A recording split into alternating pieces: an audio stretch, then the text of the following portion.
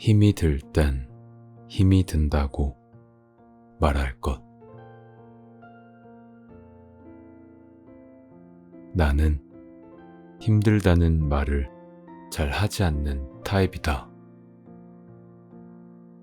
남에게 힘들다고 말하지 않을 뿐더러 스스로도 힘들다고 잘 생각하지 않는다.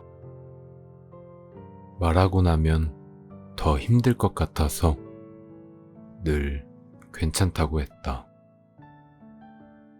그런데 이렇게 힘이 들어도 힘들지 않은 척 감정을 묶어두면 자신에 대한 감각은 무뎌진다. 그 무뎌진 감각은 다른 감정들로 무디게 만들고 스스로가 한계점에 부딪히는 것도 모른 채 착취되는 자신을 방치하게 한다. 그렇기에 누가 알아주지 않더라도 상황은 변함없더라도 힘이 들면 힘들다고 투정 부려야 하고 못 버티겠으면 잠깐은 멈춰설 줄 알아야 한다. 언제나 괜찮다며 마음을 다잡을 수 없고 늘 강한 사람일 수도 없다. 그러니 인생에 설치해야 할 액티브 X가 너무 많을 때, 책임감에 익사할 것 같을 때, 집에 돌아온 순간 눈물이 날 때, 나도 이제는 힘들다고 말하라. 누구도 당신을 대신 지켜줄 수 없고 견디기 버거운 희생은 자기 학대일 뿐이다. 조금은 이기적이어도 괜찮고 조금은 무책임해도 된다. 책임감을 논하며 질식할 때까지 스스로를 방치하는 것만큼 자기 자신에게 무책임한 일은 없다.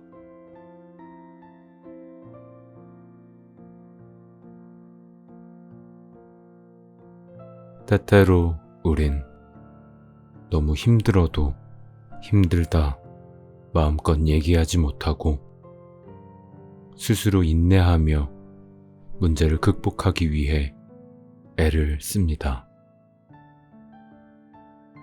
나도 이젠 힘들다고, 이제는 스스로를 위안하고 스스로에게 변명하며 모두에게 이해받으려 했던 나답지 못한 나의 모습을 버리고 나다운 나로 살기로 다짐해보는 건 어떨까요?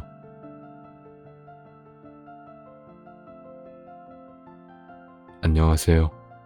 쉼을 드리는 위안입니다. 오늘의 책은 출판사 마음의 숲에서 펴낸 김수연 작가님의 나는 나로 살기로 했다 라는 책입니다. 내가 누구인지 고민할 시간조차 없는 현대인들에게 나를 돌아보게 하는 시간을 선물해주고 진짜 나로 살기 위해 우리가 한 번쯤 생각하고 고민해야 할 것들을 수록한 책입니다. 함께 읽어보겠습니다.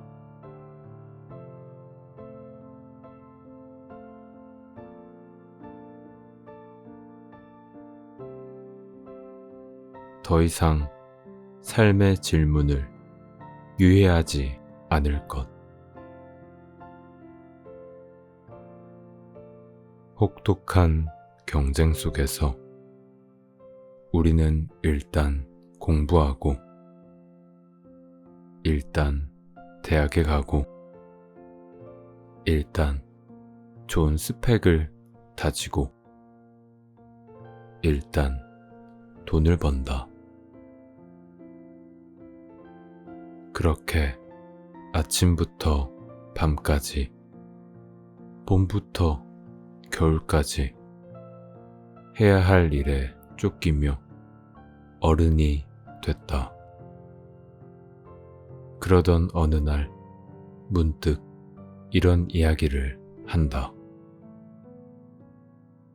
내가 좋아하는 일이 뭔지 모르겠어요. 그런 그들에게 되묻고 싶은 질문은, 좋아서 해본 일이 있나요? 아이의 정체성과 자존감을 관찰하는 한 방송 프로그램에서 주변 사람들을 잘 돕는 소위 착한 아이가 나왔다.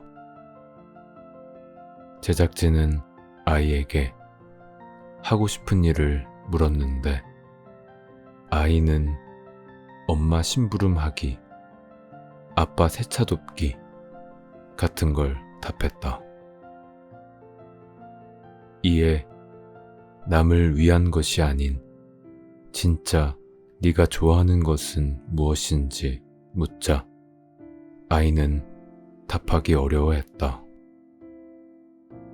오랫동안 하고 싶은 일이 아닌 해야 하는 일들에 매몰되어 자신의 욕구를 억눌러 온 사람은 자신이 무엇을 좋아하는지, 무엇을 원하는지 자신에 대한 감각을 잃게 된다. 자신이 원하는 삶은 영원히 발견되지 않은 채 미지의 영역으로 남게 되는 것이다. 만약 이를 원치 않는다면 해야 하는 일이 아닌 자신이 좋아하는 일과 자신의 감각을 되찾아야 한다. 이제 유예했던 삶의 질문들에 답해야 할 순간이다.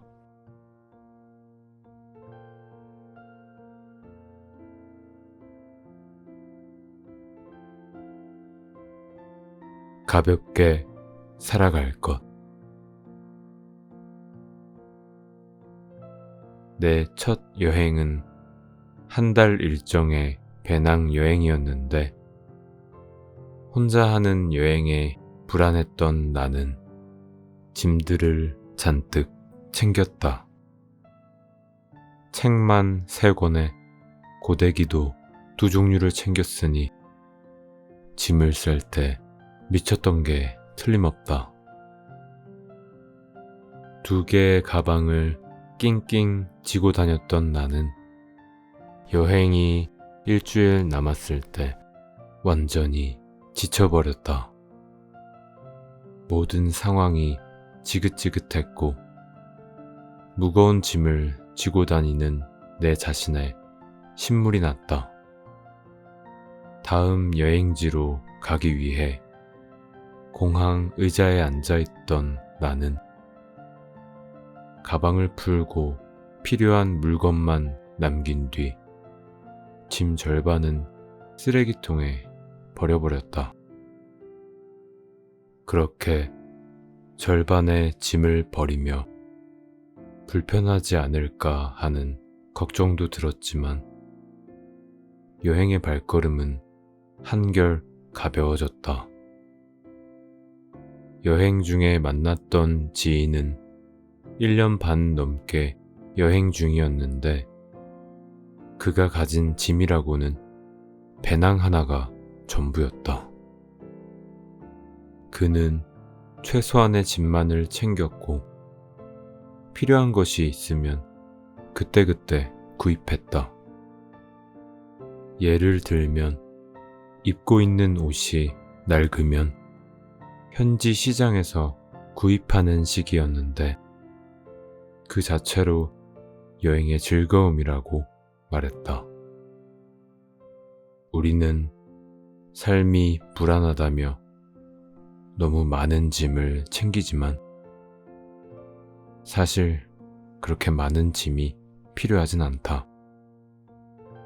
필요할 때 충당할 수도 있고 약간의 불편함을 감수하는 쪽이 이득일 수도 있다. 삶이란 오랜 여정이다. 최대한 가볍게 살아가야 지치지 않는다. 그러니 삶을 조금 더 가볍게 하고 싶다면 버리지 못했던 것들을 다시 한번 마주하고 그것들을 덜어내는 용기를 갖자. 여행 내내 한 번도 꺼내지 않았던 짐과 아직 일어나지도 않은 일에 대한 걱정과 삶을 무겁게 만드는 불필요한 욕구와 잘못한 것 없는 부끄러움과 지치게만 하는 과잉된 관계. 이 모든 것에 대한 최후 통첩. 그 포기가 우리를 자유롭게 할 것이다.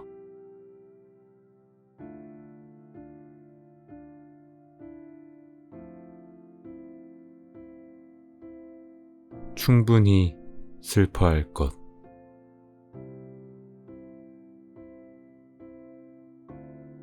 우리는 살면서 많은 것과 이별한다. 때론 소중한 사람과 이별하고 사랑받지 못한 채 지나가 버린 어린 시절과 이별하고 자신이 품었던 이상과 이별하고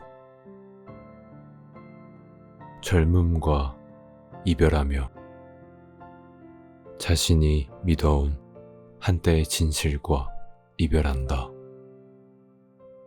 이 모든 이별에는 길든 짧든 애도가 필요하다. 애도란 마음의 저항 없이 충분히 슬퍼하는 일이다. 그런데 우리는 고통을 마주할 용기가 없어 억지로 외면하거나 억누르고 혹은 자신의 마음을 미처 이해하지 못해 자기 자신에게 슬퍼할 기회를 주지 않는다. 프로이트는 충분한 애도를 하지 못했을 때 우울증이 발생한다고 했다. 감정이란 건 밖으로 새어나오지 않도록 틀어막는다 해서 사라지는 것이 아니기에 애도의 과정을 거치지 못한 상실은 씻겨 내려가지 못한 채 우울이라는 웅덩이로 고이고 우리를 앞으로 나아가지 못하게 한다. 만약 당신에게 이유를 알 수 없는 불안과 우울이 머무르고 있다면 우리는 그 실체를 찾아야 한다. 꽁꽁 숨어서 한눈에 보이지 않을지라도 질문하며 단서를 찾고 탐문하여 그 실체에 다가서자. 그 실체를 안다 해도 수사의 종결이지 사건의 종결은 아니겠으나 실체를 객관화하는 것만으로도 감정에 압도되지 않을 수 있고 우리는 충분히 애도할 기회를 얻는다. 그러니 당신의 심연에 묻는다. 당신은 무엇과 이별하였는가? 그 어쩔 수 없었던 모든 것들에게 애도를 보낸다.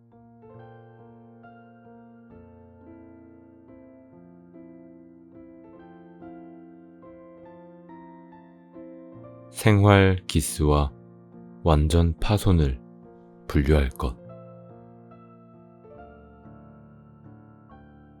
새 핸드폰을 샀을 때 흠집이 나면 마음이 철렁 내려앉는다. 기능에 문제는 없지만 실수로 생겨난 약간의 흠집들.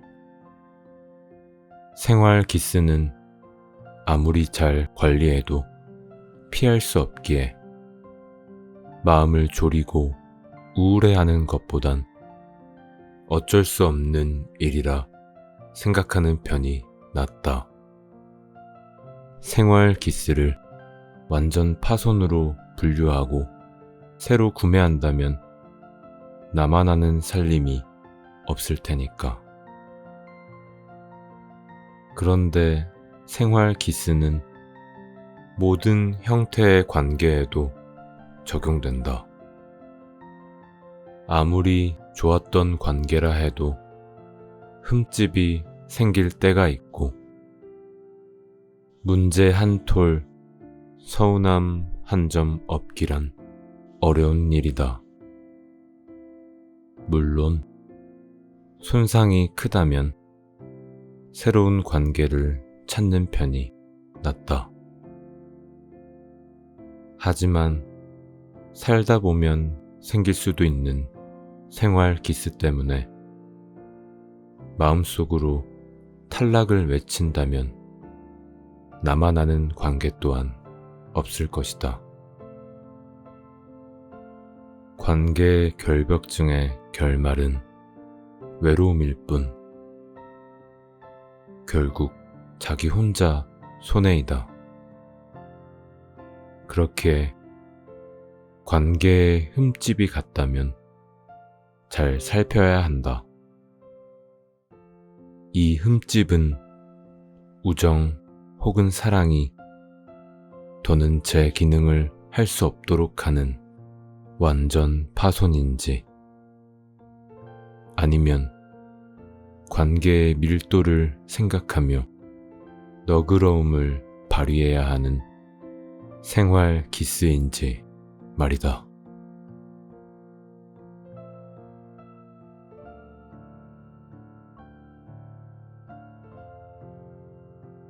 지금의 관계에 최선을 다할 것.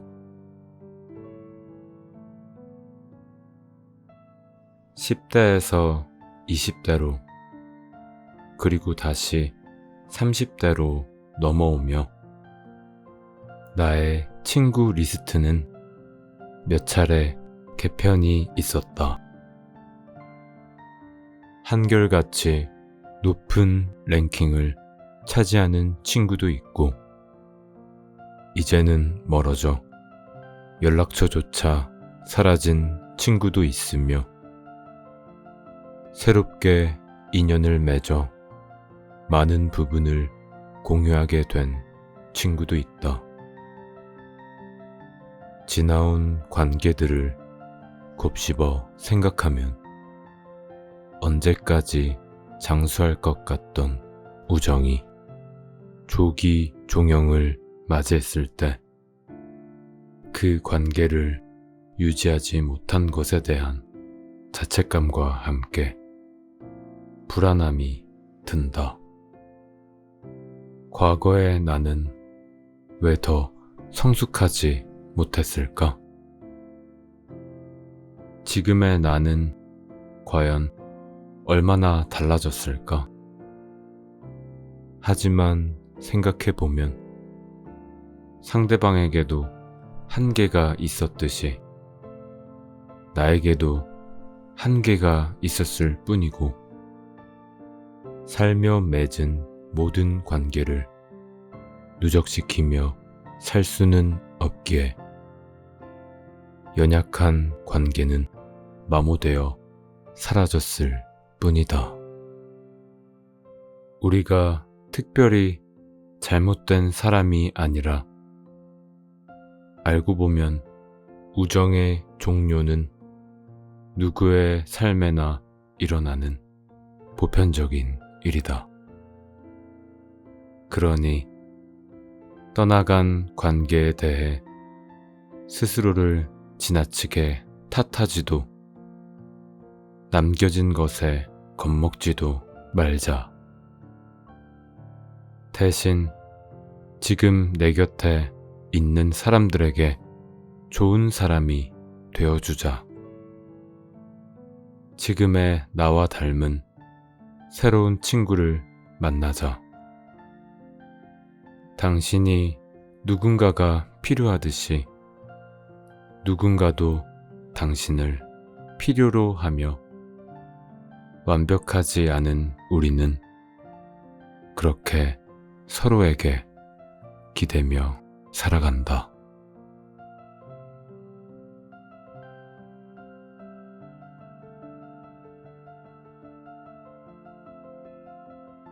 인생의 여백과 바보 비용을 둘 것. 디자인 작업물을 인쇄할 때는 바탕을 실제 사이즈보다 살짝 크게 작업한다. 재단 과정에서 오차가 생길 수 있으니 여백을 주는 거다. 그건 오차와 실수에 대한 관대함이자 안전한 결과를 위한 사람들의 노하우다. 삶도 이와 유사하다. 계획대로 딱 들어맞게 재단되는 삶은 없다. 불필요한 일에 노력을 쏟기도 하고 한순간의 실수를 돌리기 위해 오랜 시간을 들이기도 하며 아무리 조심해도 예상치 못한 비용이 들 때가 있다. 인생이 언제나 딱 들어맞을 수도 효율적일 수도 없다. 그러니 자책하고 후회하기보다는 실수와 오차를 위한 여백과 바보스러움에 대한 예산을 책정하는 편이 낫다. 이 정도 바보짓은 인생에 있을 수 있다고. 이 정도의 삽질은 어쩌면 필요한 과정이었다고. 인생이 언제나 효율적일 수는 없다고. 처음 살아보는 인생이라 그게 나도 좀 어려웠다고 말이다. 그 오차와 실수에 대한 관대함이 우리를 보다 안전하고 자유롭게 만들 것이다.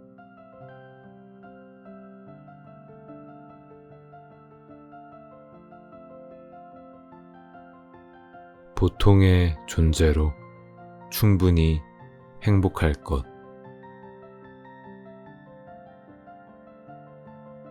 어린 시절 차를 타면 언제나 해가 나를 따라온다고 생각했다.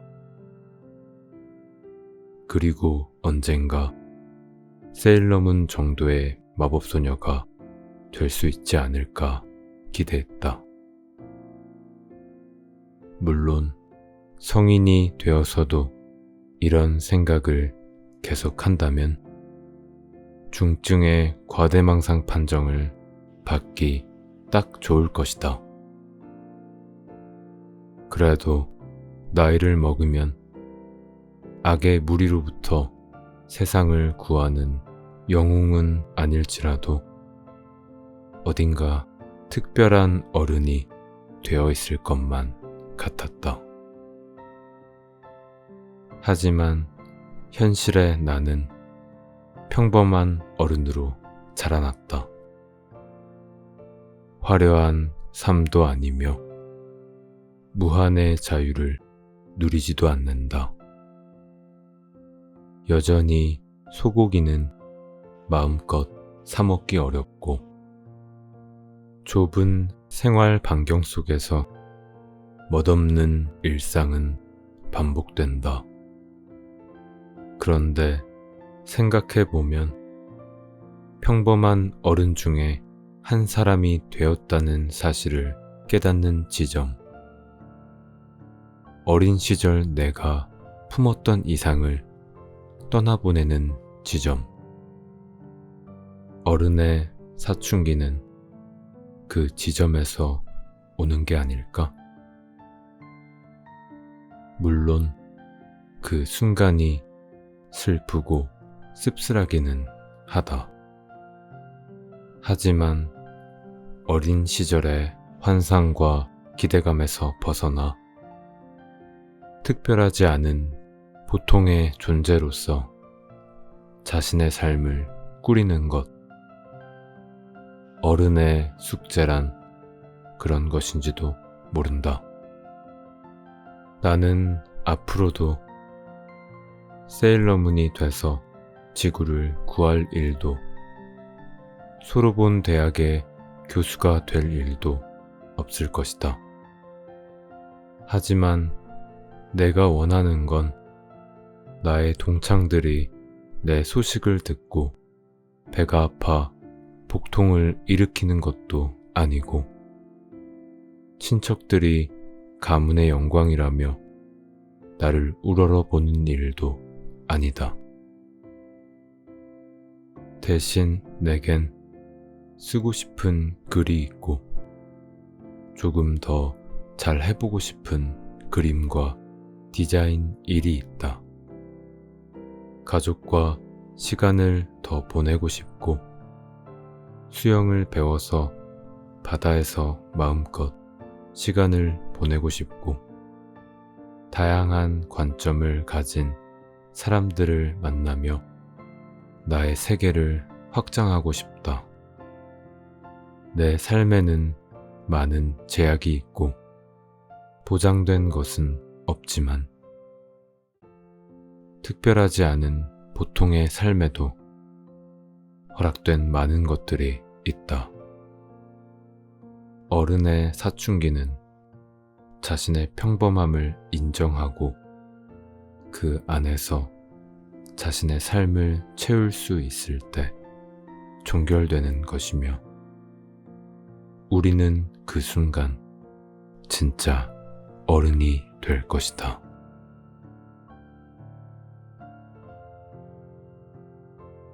오늘의 책은 나는 나로 살기로 했다 였습니다. 끝까지 들어주셔서 감사합니다. 다음에 또 뵐게요.